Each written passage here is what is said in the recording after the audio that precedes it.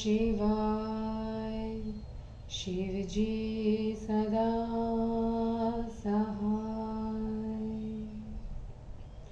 ओम नमः शिवाय। गुरुजी सदा सहाय। जय गुरुजी। अथ श्री शिव महापुराणे षष्ठी कैलास संहिता अथ त्रयोविंशोऽध्यायः। सुब्रह्मण्य उवाच।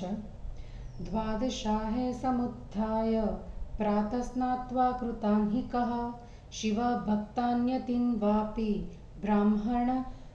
ब्राह्मपान् वा शिवप्रियान् निमन्त्र्य तान् समाहूय मध्याह्ने चाप्लुताक्षुचिन् विधिवद्भोजयेद्भक्त्या स्वाध्वने विविधे शुभे सन्निधौ परमेशस्य पञ्चावरणमार्गतः पूजये तत्र संस्थाप्य प्राणानायम्य वाग्यतः महासङ्कल्पमार्गेण संकल्प्य स्मद्गुरोरिह पूजां करिष्य इत्युक्त्वा ततो दर्भानुपस्पृशत।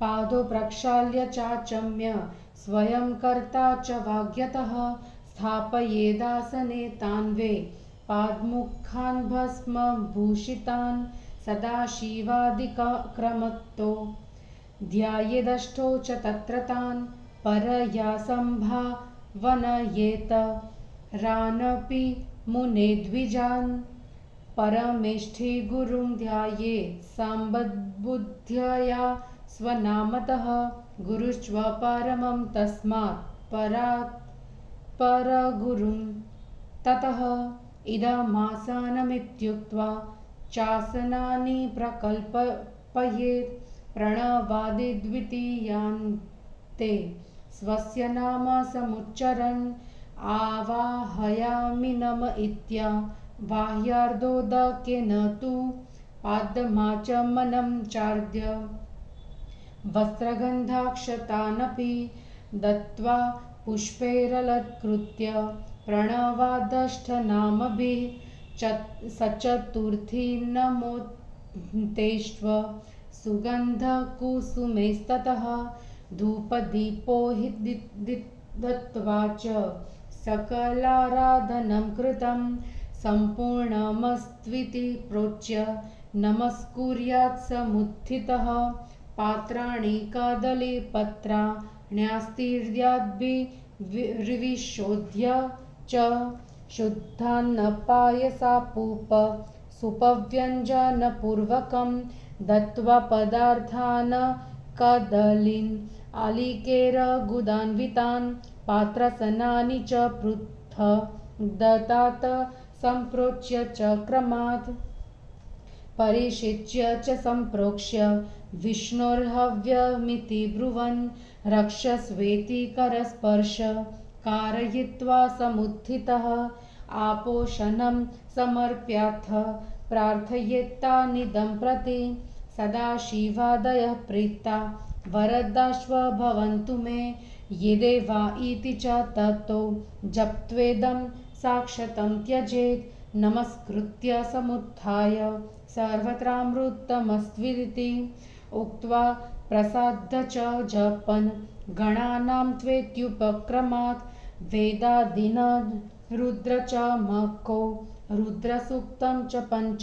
च विप्राणां भोजनान्ते चु यवन्मन्त्रां च साक्षतान् दत्त्वोत्तरापोषणं च हस्ताद्रिमुखशोधनं कृत्वा चान्तान् स्वासनेषु स्थापयित्वा यथा सुखं शुद्धोदकं प्रदायाथ कर्पूरादि यथोदितं मुखवासं दक्षिणा च पादुकासनपात्रकं व्यजनं फलकं दण्डं वैणवं च प्रदायतान् प्रदक्षिणा नमस्कारे सन्तोष्याशीषमावहेत् पुनः प्रणम्य सम्प्रार्थ्य गुरुभक्तिमचञ्चलां सदाशिवादयः प्रीता गच्छन्तु च यथा सुखम् इत्युद्वास्य द्वारदेशावधिसम्प्यगनुव्रजन् निरुद्धस्ते परावृत्य द्वास्थैर्विप्रेष्व बन्धुभिः दीनानाथैश्वसहितो भुक्त्वा तिष्ठेद्यथा सुखम् विकृतं न भवेत्तापि सत्यं सत्यं पुनः पुनः प्रत्यब्दमेवं कुर्वाणो गुर्वराधनमुत्तमम् इह भुक्त्वा महाभोगा शिवलोकमवाप्नुयात्। सूत उवाच एवं कृतानुग्रहमात्म शिष्यं श्रीवामदेवं मणिवर्यमुक्त्वा प्रसन्नदीर्घनिवरो महात्मा कृत्वा परानुग्रहमाशुदेवः यन्नेमिषारण्य मुनीश्वराणां प्रोक्तं पुरा व्यासमुनीश्वरेण तस्मादसावादि गुरुर्भवास्तुं द्वितीय आर्यो भुवने प्रसिद्धः। श्रुत्वा मुनीन्द्रो भवतो मुखाज्जा सनत्कुमारः शिवभक्तिपूर्णः व्यासाय वक्ता स च शैववर्यः शुकाय वक्ता भविता च पूर्णः। प्रत्येकं मुनिशार्दूलं शिष्यवर्गचतुष्टयं वेदाध्ययनसंवृत्तं धर्मस्थापनपूर्वकं वैशम्पायन एव स्यात्पेलो जैमिनिरेव च सुमन्तुश्रेति चत्वारो व्यासशिष्या महोजसः अगस्त्यश्च पुलस्तश्च पुलः क्रतुरेव च तव शिष्या महात्मानो वामदेव महामुने सनकश्च सनन्दश्व सनातनमुनिस्ततः सनत्सुजात इत्येते योगी वर्याः शिवप्रियः सनत्कुमारशिष्यास्ते सर्ववेदार्थवित्तमा गुरुष्व परमश्वैव परात्पर गुरुस्ततः परमेष्ठी गुरुश्चैते पूज्यः स्युयः शुकयोगिनः इदं प्रणवविज्ञानं स्थितं वर्गचतुष्टये सर्वोत्कृष्टनिदानं च काश्यां सन्मुक्तिकारणम् एतन्मण्डलमद्भुतं परशिवाधिष्ठानरूपं सदा वेदान्तार्थविचारपूर्णमतिभिः पूज्यं यतीन्द्रे परमं वेदादिप्रविभागकल्पितमहाकाशादिनाप्यावृतं त्वस्तन्नुतो शकरं तथास्तु जगतां श्रेयस्करं श्रीपदम् इदं रहस्यं परमं शिवोदितं वेदान्तसिद्धान्तविनिश्चितं परमं मतः श्रुतं यद्भवता ततो मुने भवन्मत्तं प्रज्ञातमा वदन्ति तस्मादनेवैवपथागतः शिवं शिवोऽहमस्मीति शिवो भवेद्गतिः पितामहादिप्रविभाग मुक्तये नद्धो यथा सिन्धुमिमः प्रयान्ति। श्रीसूत उवाच एवं मुनीश्वराय यत्तदुपदिश्य सुरेश्वरः संस्मृत्य चरणाम्भोजे पित्रो सर्वसुरार्चिते कैलासशिखरं प्राप कुमारः शिखरावृत्तं राजितं परमाश्चर्य दिव्यज्ञानप्रदो गुरुः वामदेवोऽपि सच्छिष्यः संवृतः शिखिवाहनं सम्प्रणम्य जगामाशु कैलासं परमाद्भुतं गत्वा कैलासशिखरं प्राप्य शनिकटं मुनिः ददर्श मोक्षदं मायान् आशश्चरणमिषयोः भक्तया चार्पितः सर्वाङ्गो विस्मृत्य स्वकलेवरं पपात सन्निधो भूयो नत्वा समुत्थितः ततो बहुविधे स्तोत्रैर्वेदा गमरसोत्कटेः तुष्टावपरमेशानं साम्बिकं स तु तं मुनिः निधाय चरणाम्भोजं देवदेव्यो स्वमूर्धनि पूर्णानुग्रहसामासाद्य तत्रैव न्यवसत्सुखं भवन्तोऽपि विदित्येवं प्रणवार्थमहेश्वरं वेदगुह्यं च सर्वस्वं तारकं ब्रह्ममुक्तिदम् अत्रैव सुखमासीनः श्रीविश्वेश्वरपादयोः सायुज्यरूपामतुलां भजध्वं मुक्तिमुत्तमाम् अहं गुरुपदाम्भोज सैवये बादराश्रमं गमिष्ये भवतां भूयः सत्सम्भाषणमस्तु मे। इति श्री शिवमहापुराणे षष्ठ्यां कैलाससंहितायां द्वादशाः कृत्यवर्णन पूर्वक व्यासादिशिष्य वर्गकथनं नाम त्रयोविंशोऽध्यायः। समाप्तेयं षष्ठी कैलास संहिता। हिंदी अनुवाद। कार्तिकेय जी ने कहा, 12वें दिन प्रातःकाल उठकर स्नान संध्या आदि करके शिव भक्त साधु तथा ब्राह्मणों को निमंत्रण देकर स्नान किए हुए उन पवित्र ब्राह्मणों को दोपहर को बुलाए तथा उन्हें विविध प्रकार के स्वादु अन्नों से भक्तिपूर्वक भोजन कराए। शिव जी के समीप बैठाकर पंचावरण विधि से नियम पूर्वक प्राणायाम करके उनकी पूजा करें। फिर महासंकल्प की विधि से संकल्प करके उनसे कहे, आप हमारे गुरु हैं, मैं आपकी पूजा करता हूँ। ऐसा कहकर कुशों का स्पर्श करें। गुरु के पैर धोकर कर्ता स्वयं आचमन करे। उन भस्म भूषित ब्राह्मणों को पूर्व की ओर मुख करके आसन पर बैठाए।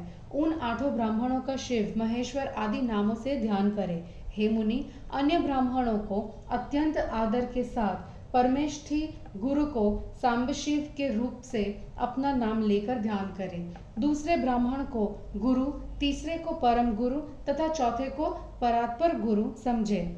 इदम आसनम कहकर उन्हें आसन दें। ओम सदाशिव मावा हयामी नमः कहकर अपना नाम भी कहे। आवाहयामी नमः इस प्रकार अर्ध के जल से आह्वान कर पाद, आचमन, अर्घ्य, वस्त्र, गंध, अक्षत चढ़ाए। प्रणव आदि 8 नामों से सुगंधित फूलों को चढ़ाए और चतुर्थ्यंत शब्द के साथ नमः का प्रयोग करें। धूप दीप देकर संपूर्ण पूजन कर लिया है, कार्य संपूर्ण हो ऐसा कहकर उठकर प्रणाम करें। केले के पत्तों को पानी से धोकर बिछा दें। उन पर शुद्ध अन्न, खीर, पुए, दाल तथा अनेक प्रकार के व्यंजन परोस कर केला, नारियल, गुड़ भी दें। भोजन पात्रों के नीचे क्रम से कुछ बिछा दें। सब पर जल छिड़क कर विष्णु हव्यम रक्षस्व कहता हुआ हाथ से अन्न का स्पर्श कराकर उठे। जल देकर उन ब्राह्मणों की प्रार्थना करें कि आप सदाशिव रूप है, प्रसन्न होकर मुझे वर दे। ये देवा इस मंत्र का जप करके भूमि पर अक्षत गिराए। फिर उठकर उन्हें नमस्कार करें और सर्वत्र अमृतमस्तु, यह सब अमृतमय हो ऐसा कहे। ब्राह्मणों को प्रसन्न कर गणानान्त्वा यहाँ से लेकर रुद्र चमकाध्याय या रुद्र सूक्त के 5 मंत्रों तक पढ़े। फिर ब्राह्मण भोजन कराए। उसके बाद उनके हाथ, मुख, चरण धुलाकर वेद मंत्रों का उच्चारण करते हुए उनके हाथों में अक्षत दे। उन्हें आचमन कराकर सुखद आसनों पर बैठाए। कपूर आदि मिला हुआ सुगंधित जल दे। पान, दक्षिणा, खड़ाऊ, आसन, जल पात्र, पंखा, पीढ़ा या छोटी चौकी, बांस का दंड उन ब्राह्मणों को देकर प्रदक्षिणा, नमस्कार आदि से उन्हें प्रसन्न कर उनसे आशीर्वाद ले। फिर प्रणाम कर उनसे स्थिर गुरु भक्ति की प्रार्थना करें। सदाशिव स्वरूप ब्राह्मण प्रसन्न होकर सुखपूर्वक घर जाए। इस प्रकार उन्हें विदा करके दरवाजे तक उनके पीछे स्वयं भी जाना चाहिए। जब वे लौटा दे तब वह घर में आए हुए ब्राह्मणों, बंधु बांधवों, दीनों तथा अनाथों के साथ भोजन कर विश्राम करे। कभी भी कोई विधि विपरीत न हो, यह सत्य बार बार कहा जा रहा है। इस प्रकार प्रतिवर्ष गुरु पूजन करने वाला पुरुष इस लोक में सुखों को भोग कर बाद में शिव लोक को जाता है। सूत जी ने कहा, स्कंद देव जी ने अपने शिष्य वामदेव जी पर इस प्रकार कृपा करके निर्मल बुद्धि, ज्ञानियों में श्रेष्ठ तथा दूसरों पर कृपा करने वाले वे फिर कहने लगे। जो नैमिषारण्य के निवासी मुनिवरों से भगवान देवव्यास जी ने पहले कहा था, उसके कारण वे आदि गुरु है और आप दूसरे जगत प्रसिद्ध गुरु है। मुनि श्रेष्ठ सनत कुमार जी उस उपदेश को आपके मुख से सुनकर शिव भक्त हुए। उन्होंने इसे व्यास जी से कहा और उन्होंने शिव भक्त शुकदेव जी से कहा, हे मुनिवर, इनमें एक एक से 4-4 शिष्य वेदाध्ययन तत्पर तथा शिव धर्म की स्थापना करने वाले हुए। वैशंपायन, पैल, जैमिनी और सुमंतु ये 4 व्यास जी के तेजस्वी शिष्य थे। हे महामुनि वामदेव जी, अगस्त्य, पुलस्त्य, पुलह, क्रतु ये महात्मा आपके शिष्य थे। सनक, सनंदन, सनातन तथा सनत सुजात ये 4 शिव जी के प्रिय योगियों में श्रेष्ठ, चारों वेदों के अर्थ जानने वालों में श्रेष्ठ सनत कुमार जी के शिष्य थे। गुरु, परम गुरु, परात्पर गुरु, परमेष्ठ गुरु ये शुक्रदेव जी के भी पूज्य थे। यह प्रणव, विज्ञान 4 शिष्य वर्गों में स्थित है। यह काशी में मुक्ति प्राप्ति का प्रमुख कारण है। ऊपर कहा गया यह मुनि मंडल अलौकिक प्रभावशाली परशिव के अधिष्ठान रूप है। वेदांत के तत्व का चिंतन करने वाले बुद्धिमान साधुओं द्वारा पूजित तथा वेदादि विभाग के सिद्धांतों से सम्मानित है।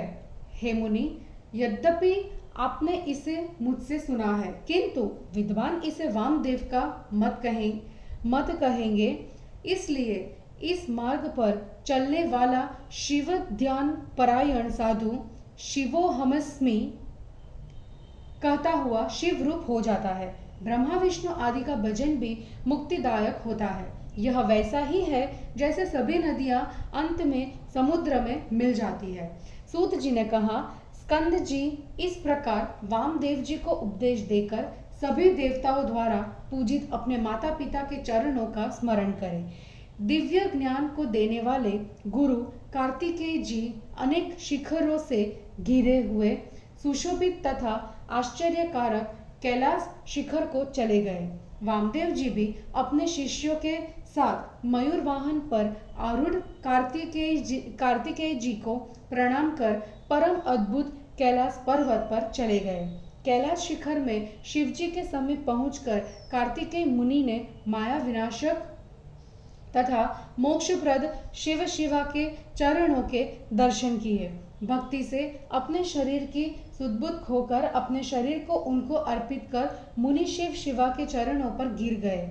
प्रणाम कर उठकर फिर वेद शास्त्रों के तत्व से पूर्ण अनेक स्तोत्रों से वामदेव ने शिव, पार्वती तथा कार्तिकेय की स्तुति की। शिवा के चरणों को अपने सिर पर रखकर उनकी पूर्ण कृपा पाकर वही निवास करने लगे। आप लोग भी महान ऐश्वर्य संपन्न प्रणव गुरु चरणों की सेवा करने के लिए बद्रिकाश्रम में जाऊंगा। हे मुनीश्वरों, फिर आप लोगों के साथ मेरी वार्तालाप हो। और इस प्रकार श्री शिव महापुराण में द्वादशाह कृत्य वर्णन तथा व्यासादि वर्ग कथन नामक 23वां अध्याय समाप्त हुआ। जय गुरु जी।